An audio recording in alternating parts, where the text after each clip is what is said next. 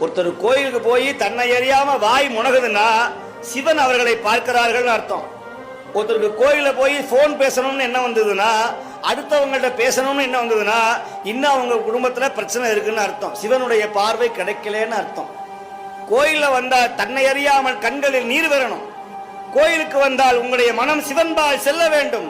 கோயிலுக்குள்ள நுழைஞ்சா உங்களுடைய ஐம்பொறிகளும் ஒரே நேர்கோட்டில் இருந்தால் சிவன் உங்களை பார்த்து கொண்டிருக்கிறார் என்று அர்த்தம். இதை தயவு செய்து எல்லாரும் மறந்து விடாதீர்கள். இதை நான் சொல்லல, மணிவாசகர் சொல்லுகிறார்.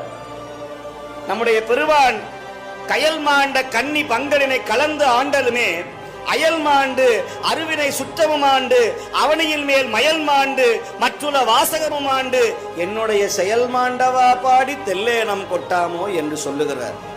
பூசுவதும் வெண்ணீரு பூண்பதும் பொங்கரவும் பேசுவதும் திருவா